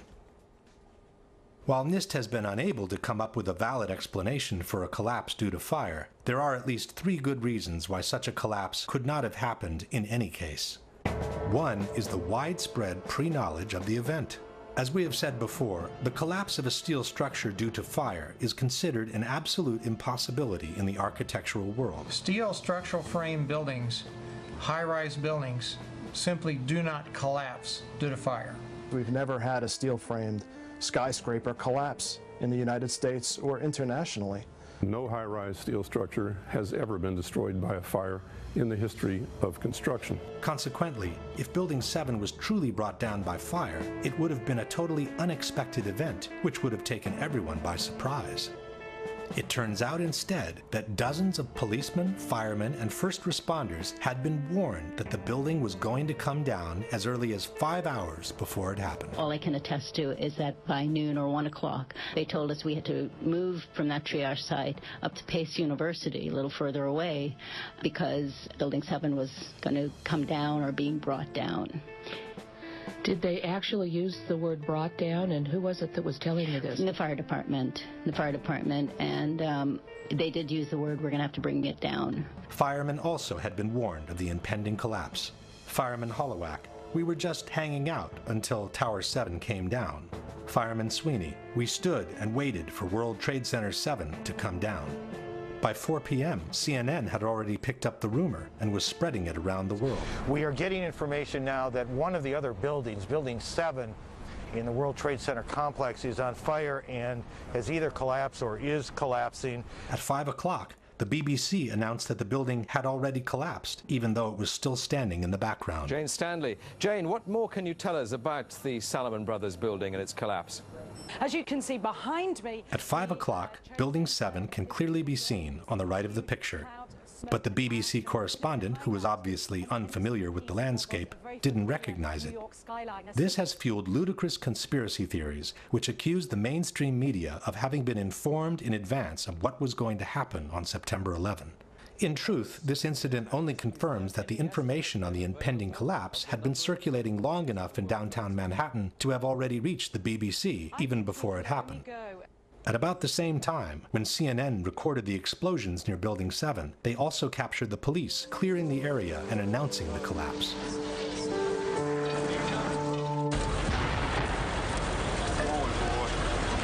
Keep your eye on that building, it'll be coming down. The building is about to blow up. Move it back here. All right, guys? Sorry. We are walking back. There's a building about to blow up. This is the account by a paramedic who witnessed the collapse. You know, we heard this sound that sounded like a clap of thunder. Turned around, we were shocked to see that the building was, well, it looked like there was a shock wave ripping through the building, and the windows all busted out, and, you know, it was horrifying. And then, you know, about a second later, the bottom floor caves out, and the building followed after that, and we saw the building crash down all the way to the ground. There's even someone who heard a countdown moments before the building collapsed. First responder Kevin McPadden was stationed near Building 7, awaiting for orders from a Red Cross representative. You know, he kept asking the Red Cross rep, what's going on, what's going on? And all the time he had his hand over the radio while he was getting a countdown. And then he's just like, at the last 3 seconds, he takes his hand off and you hear 3, 2, 1, and he had this like heartbroken face. He's just like, just run for your life. It was about a second or two after the countdown ended that you started hearing the explosions. Now, we're talking about bombs. Because, you know, you get that like, bam! You know, there's like a little explosion and then the force. And then boom, boom, boom, boom, boom, boom, boom. That was the building coming down. Question. Given that the collapse of a steel skyscraper due to fire would have been an unprecedented event, how could so many people have known about it so many hours in advance? If the police clearing the area expected a structural failure due to fire, why would they use such an expression as, the building is about to blow up? Can you explain how an unprecedented, totally unexpected collapse due to fire could be predicted with absolute precision by an actual countdown? The second reason that makes the official explanation by NIST untenable is the symmetry of the collapse. As we have seen before, the entire top section of the building falls as a single piece, maintaining an almost perfect symmetry as it descends towards the ground. The symmetry is the smoking gun. It cannot happen that when you have asymmetric damage, you will get a perfectly symmetrical collapse. And all you need to do is look at the videos and see that. The exterior columns on the outside, as well as on the inside, at the bottom would have to be severed almost at the same time.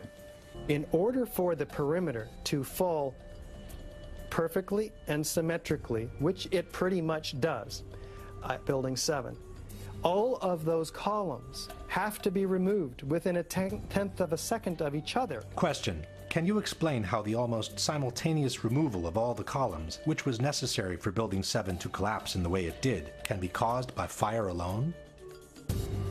The last and possibly most conclusive piece of evidence against the official explanation is freefall. After the initial failure of the penthouse on the eastern side of the building, the entire structure came crashing down to the ground in a little more than 6 seconds.